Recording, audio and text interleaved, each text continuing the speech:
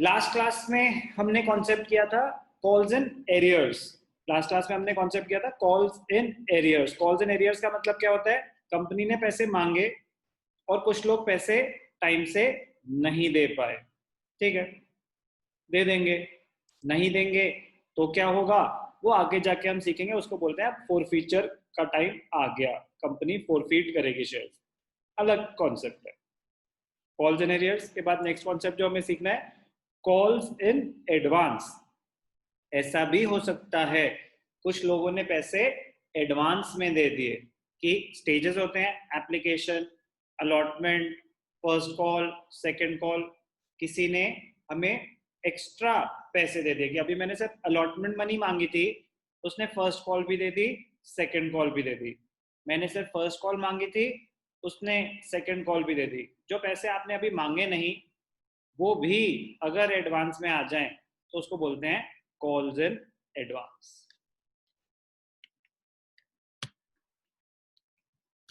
if the money is received before it has been called for, if the money is received before it has been called for, it is transferred to a separate account. It is transferred to a separate account called calls in advance. It is called calls in advance. It is treated as a liability. It is treated as a liability for the company. It is treated as a liability for the company. Company को पैसे advance में मिल रहे हैं. It is treated as a liability and therefore it has a credit balance. It has a credit balance. Liabilities का credit balance होता है, तो इसीलिए हम इसको अकाउंट में क्रेडिट करते हैं कॉल्स इन एडवांस। एग्जाम्पल से समझेंगे, सिंपल सा कॉन्सेप्ट है बट एग्जाम्पल से और ज्यादा सिंपल हो जाएगा, ठीक है। एग्जाम्पल, ठीक है, DCC limited issued 1 lakh shares of ₹100 each। थोड़ा शेयर का प्राइस बढ़ाते हैं इस बारी। DCC limited issued 1 lakh shares of ₹100 each, payable as follows,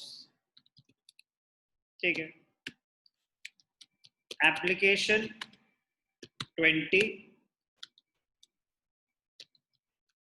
allotment 35, allotment 35,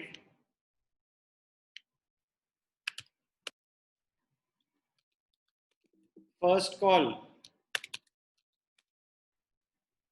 25, second and final call, 2 calls हैं इस बारी, तो कितने हो गए? 20, 55, 60, 80 हो गए थे, बचे 20 रुपए। वेरीफाई कर लेते हैं एक बारी। एप्लीकेशन पे कितने हैं? 20 रुपीज। एप्लीकेशन पे कितने हैं? 20 रुपीज। अलॉटमेंट पे कितने हैं? 35 रुपीज, 55 हो गए। फर्स्ट कॉल कितनी है? 25, 70, 80 हो गए। Second call 20 rupees. Total 100 rupees के हैं। Shares have been issued at par, no premium. अब क्या हुआ? सोहेला कितने शेयर्स चाहिए बेटा? कितने शेयर्स लोगे मेरी कंपनी के? 20,000। 20,000 और 30,000? 20,000। 20,000। सोहेला holding 20,000 shares paid the entire amount due along with allotment money। जब allotment money मांगी तो सोहेला ने allotment के साथ ही entire money due मतलब allotment के टाइम allotment तो दे ही दी, फर्स्ट कॉल भी दे दी, सेकंड कॉल भी दे दी, तो लैंग्वेज से हमें ये पता चलना चाहिए कि हाँ ठीक है कि एक्स्ट्रा पैसे आ गए। ओके, अब इसकी अकाउंटिंग ट्रीटमेंट क्या होगी, आराम आराम से सीखेंगे। अभी पहले मैं एक ही शेयर होल्डर का करके दिखाता हूँ, फिर दो का होगा, फिर कॉल्स इन एरियर्स और कॉल्स इन एडवांस एक साथ होगा, तो क्या करेंगे वो सीखेंगे। अभी क्या हुआ, कॉल्स इन एडवांस है, 1 लाख शेयर इशू हुए थे, 100 ईच के, application allotment, first call second call, 4 stages थे, सबने टाइमली पैसे दिए।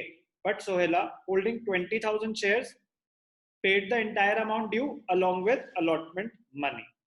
तो जो भी हुआ अलॉटमेंट में जाके हुआ, तो उससे पहले एप्लीकेशन आता है, तो एप्लीकेशन की एंट्री क्या रहेगी, बेसिक डेट्स नहीं दी तो ब्लैंक छोड़ देंगे कॉलम, डेट्स दी हैं तो आपको डेट्स भी दिखानी पड़ेंगी। क्वेश्चन में डेट्स हैं तो आप डेट्स दिखाएंगे, क्वेश्चन में डेट्स नहीं है तो आप डेट्स नहीं दिखाएंगे। चलो पहली entry, bank account debited to share application, debited, bank account debited to share application account. कितने शेयर्स हैं, 1 लाख और 20 रुपीज है, तो 20 लाख एप्लीकेशन मनी आई।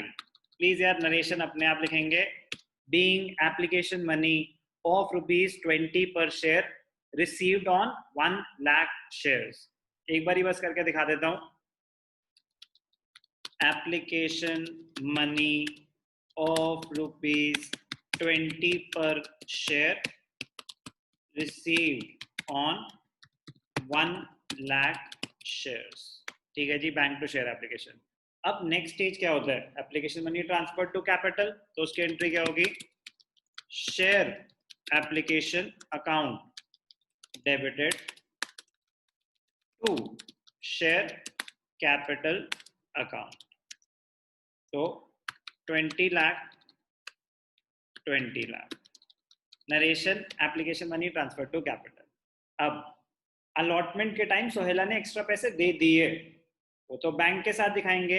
अभी तो ड्यू है, तो ड्यू के टाइम मांगे तो मैंने उतने ही ना जितनी अलॉट मनी थी, तो जब मैंने अलॉट मनी मांगी तो क्या एंट्री रही होगी, share allotment account debited to, share allotment account debited to share capital, share allotment account debited to share capital. कितनी है अलॉटमेंट मनी, 35, और 1 लाख शेयर्स हैं, 35 लाख, 35 लाख। ठीक है, अब इंटरेस्टिंग पॉइंट, अब ध्यान से देखना, working note.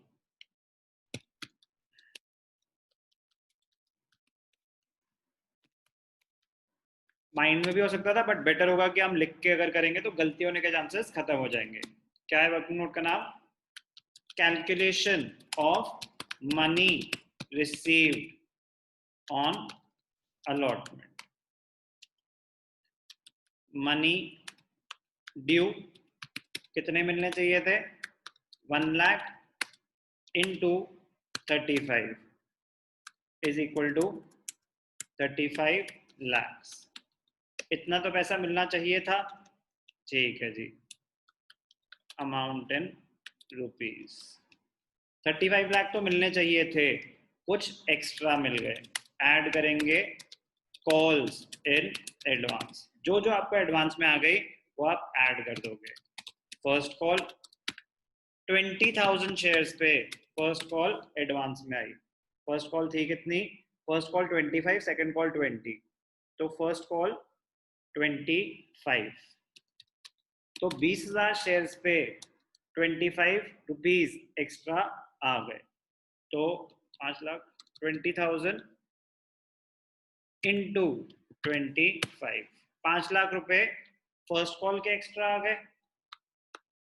Okay, second call भी दे दी, तो सेकंड कॉल के कितने आ गए, सेकंड कॉल के आ गए, शेयर्स तो 20,000 नहीं है, सेकंड कॉल 20 रुपीज की थी, वेरीफाई कर लेते हैं, सेकंड कॉल 20 रुपीज की थी, तो वो कितने होंगे, 4 लाख रुपीज वो आ गए, कितने आ गए, 4 लाख। तो टोटल 9 लाख एक्स्ट्रा है। 35 लाख तो आने ही चाहिए थे, वो तो बाकी सबके थे। कॉल्स इन एडवांस किसका है? सिर्फ और सिर्फ सोहेला का। तो मनी रिसीव्ड कितनी है? 44 लाख। कॉल्स इन एडवांस किसके हैं? अगर हमें नाम गिवन हो तो वर्किंग नोट्स में लिख लेना चाहिए। वर्किंग नोट से ना, चाहे जितना मर्जी कॉम्प्लिकेटेड क्वेश्चन हो, गलत नहीं होगा अगर आपको वर्किंग नोट्स बनाने आ गए। और शेयर्स में वर्किंग नोट्स आपको बचाएंगे। स्टार्टिंग से आदत डालोगे, फायदे में रहोगे। वो जो मर्जी कहानी सुनाए, एक लंबी कहानी है, उसको ब्रेक करना आ गया ना, तो वो जो मर्जी कर लें, क्वेश्चन गलत नहीं होगा। बस कहानी को ब्रेक करना आना चाहिए। वो जानबूझ के कॉम्प्लिकेट करने की कोशिश करेंगे, बट आपको ब्रेक करना आना चाहिए। ठीक है, तो 9 लाख रुपीज एक्स्ट्रा आए थे। फर्स्ट कॉल के 5 लाख, सेकंड कॉल के 4 लाख। अब ध्यान से देखना, अलॉटमेंट के तो 35 ही हैं उसमें से। अब एंट्री दिखाएंगे कैसे? बैंक अकाउंट डेबिटेड, बैंक में आएगा मनी रिसीव्ड। बैंक में क्या आएगा? Money received, total money received. वो हमने कैलकुलेशन कर ली, कितनी आई total money received? 44 lakh total money received. 44 lakh bank में आ गए। ठीक है, to share allotment, to share allotment. इसमें से अलॉटमेंट के कितने हैं? अलॉटमेंट के हैं 35 लाख रुपीस। एक्स्ट्रा कितने आए? 9 लाख। वो किस चीज के हैं? To calls in advance, to calls in advance. कितने पैसे एक्स्ट्रा है? 9 लाख रुपीस एक्स्ट्रा। अब इसको भी दिखाने के दो तरीके होते हैं, इसको भी दिखाने के दो तरीके होते हैं। ये एडवाइजेबल है, by opening calls in advance account. दूसरा मेथड क्या होता है कि आप डायरेक्टली जिस स्टेज के पैसे आए हैं उसको क्रेडिट कर दो। मतलब bank to share allotment, allotment का पैसा, टू शेयर फर्स्ट कॉल, जो फर्स्ट कॉल के पैसे मिले हैं, टू शेयर सेकंड कॉल, जो सेकंड कॉल के पैसे मिले हैं, उनको क्रेडिट कर दो कि एडवांस में आ गए। It's better to open calls in advance account. अभी ऐसे करके दिखा देता हूं मैं। तो एडवांस में हम 9 लाख रुपीज आ गए। अब जब फर्स्ट कॉल ड्यू होगी, ये इंपॉर्टेंट पॉइंट है, काफी लोग यहाँ गलती कर देते हैं फर्स्ट टाइम। अब फर्स्ट कॉल और सेकंड कॉल सोहेला के 20,000 शेयर्स पे तो मिल चुकी है। ठीक है, अब जब भैया फर्स्ट कॉल ड्यू होगी, जब फर्स्ट कॉल ड्यू होगी, तो हम पूरे 1 लाख शेयर्स पे मांगेंगे या 1 लाख माइनस 20,000 पे मांगेंगे कि 80,000 शेयर्स। कह रहे फर्स्ट कॉल आपको 20,000 शेयर्स पे तो मिल चुकी है, अब है ड्यू की entry. Due, now the first call is due. तो अब जब आप मांगोगे तो आप 1 लाख शेयर्स पे मांगोगे या 80,000 पे? आप पूरे 1 लाख शेयर्स पे मांगोगे। क्यों बेटा? जब ड्यू की एंट्री आएगी तब कैपिटल क्रेडिट होती है। अब जैसे allotment to capital, application to capital, capital credit होती है तब आपने liability towards the share holder मानी। तो एप्लीकेशन की कैपिटल में जा चुकी है, अलॉटमेंट की कैपिटल में जा चुकी है। अगर आप फर्स्ट कॉल सिर्फ 80,000 पे मांगोगे, पूरे 1 लाख पे नहीं मांगोगे, तो जो कैपिटल क्रेडिट होगी वो तो 80,000 के हिसाब से होगी। कह रहे नहीं, अब जब ड्यू की एंट्री आएगी तो पूरी 1 लाख की आएगी, लेकिन जब पैसे रिसीव हो रहे हैं तो वो 20,000 तो ऑलरेडी मिल चुके हैं, वो दोबारा नहीं आएंगे। तो ध्यान रखना है कि जब आप ड्यू की एंट्री पास कर रहे हो तो पूरे शेयर्स के साथ करोगे। क्या एंट्री पास होगी? अलॉट फर्स्ट कॉल ड्यू, तो एंट्री है share first call account debited to share capital. 1 lakh shares हैं टोटल, फर्स्ट कॉल 25 रुपीज, तो मनी ड्यू फर्स्ट कॉल पे 25 लाख। अब कैपिटल में ट्रांसफर हुई है फेस वैल्यू 25 लाख। अब क्या हुआ? इसमें से कितने पैसे मिल चुके हैं? 20,000 के मिल चुके हैं शेयर्स के, बाकी 80,000 के तो मिलेंगे, कोई अरियर्स नहीं है अगर इस केस में। तो बैंक अकाउंट डेबिटेड, जो पैसा ऑलरेडी मिल चुका है अब एडजस्ट होगा। एडवांस जो आया था सोहेला का, फर्स्ट कॉल का भी था, सेकंड कॉल का भी था। फर्स्ट कॉल का एडवांस फर्स्ट कॉल के टाइम एडजस्ट होगा, सेकंड कॉल का एडवांस सेकंड कॉल के टाइम एडजस्ट होगा। तो जब एडजस्ट होगा तो जो आपकी कॉल्स इन एडवांस की लायबिलिटी खड़ी हुई थी, अब उसमें से वो सेट ऑफ हो जाएगा अगर आप टाइम आ गया। अब यूज कर सकते हैं हम फर्स्ट कॉल में, तो कॉल्स इन एडवांस डेबिट हो जाएगा। डेबिट क्यों हो रहा है? क्योंकि अब वो आपकी लायबिलिटी नहीं रही, अब वो स्टेज आ गया कि अब आप पैसा, फर्स्ट कॉल आ गई है, अब फर्स्ट कॉल पे आप वो पैसा जो आपके पास आया अब आप यूज कर सकते टू शेयर फर्स्ट कॉल। तो फर्स्ट कॉल टोटल है 25 लाख रुपीस। एडवांस हम ऑलरेडी कैलकुलेट कर चुके हैं, फिर से बताता हूँ कैसे निकाला था। 20,000 इंटू 25, तो 5 लाख रुपीस एडवांस आया हुआ था, वो यूज हो गया। बाकी कितने लोग बचे? 80,000 शेयर्स, कोई एरियर्स नहीं है, तो 80,000 शेयर्स पे 25 मिले, तो कितने मिले? 20 लाख रुपीस। ये है मोस्ट इंपॉर्टेंट एंट्री की कॉल्स इन एडवांस यूज कैसे हो रहा है, सेट ऑफ कैसे हो रहा है जब एक्चुअली उसका टाइम आ रहा है। फिर सेम है सेकंड कॉल, तो second and final call, second and final call account debited to, second and final call account debited to share capital, money due, money due, second and final call account debited to share capital. कितने पैसे हैं? 1 lakh shares, 20 rupees, तो 20 lakh due है, ठीक है 20 lakh due है। अब क्या हुआ, जब पैसे मिले तो 80,000 पे मिले, 20,000 का एडवांस सेट ऑफ हो गया। Bank account debited, money received, calls in advance, calls in advance account debited, जो पुराना एडवांस सेट ऑफ हो रहा है, to share second and final call. यहाँ पे लिखना चाहिए था share second and final call. Second and final call थी 20 लाख रुपए की। पुराना एडवांस कितना सेट ऑफ किया हमने? 20,000 इंटू 20, 4 लाख रुपए। एक्स्ट्रा पैसे, और मतलब इस बार और कितने पैसे आए? 16 लाख रुपीस। कैलकुलेशन आपके जो ब्रैकेट्स में दिखाता हूँ सिर्फ अंडरस्टैंडिंग के लिए, एग्जाम में लिखनी नहीं चाहिए, बट अगर कोई डाउट आ रहा है तो कहीं पे लिख के करनी चाहिए। 20,000 इंटू 80 रुपीज, खत्म। तो कॉन्सेप्ट क्या था? Treatment of calls in advance. Calls in advance company के लिए लायबिलिटी होती है, इसीलिए वो एक क्रेडिट आइटम होता है। अलॉटमेंट के टाइम इस क्वेश्चन में हमारे पास एक्स्ट्रा पैसे आए थे, तो जो bank to share allotment to calls in advance, ये पॉइंट था कि हमने कैसे उसको लायबिलिटी माना और उसको क्रेडिट करके दिखाया। अब कैलकुलेशन इंपॉर्टेंट है, अभी तो सिंपल क्वेश्चन था, बट सेम क्वेश्चन कब कॉम्प्लिकेट हो जाएगा आपको पता भी नहीं चलेगा, तो इसलिए वर्किंग नोट बनाने एडवाइजेबल रहते हैं। एरियर्स भी होंगे, एडवांस भी होंगे, किसी ने फर्स्ट कॉल का दे रखा है, किसी ने सेकंड कॉल का, तो अगर आपको वर्किंग नोट बनाना आ गया तो वर्किंग नोट सेम तरीके से बनेगा, चाहे जितने मर्जी शेयर होल्डर्स का एडवांस हो, जितने मर्जी एरियर्स हो। तो वर्किंग नोट बन गया, एक्स्ट्रा पैसे कितने आए? 9 लाख रुपीज, तो एडवांस हमने क्रेडिट कर दिया, 9 लाख रुपए की लायबिलिटीज दिखा दी। अब अभी लायबिलिटी है, अलॉटमेंट के टाइम ये लायबिलिटी है, क्यों? क्योंकि अलॉटमेंट के टाइम तो आपको अलॉटमेंट के पैसे मिलने चाहिए, जो आपको एक्स्ट्रा मिल गए फर्स्ट कॉल और सेकंड कॉल अलॉटमेंट के साथ मिल गए, वो उस टाइम पे आपकी लायबिलिटी है, इसीलिए क्रेडिट कर दिया। फिर जब एक्चुअली वो स्टेज आएगा, फर्स्ट कॉल आया, तो फर्स्ट कॉल पे 25 लाख रुपीस मिलने चाहिए थे, जिसमें से 5 लाख आपके पास ऑलरेडी आए हुए हैं।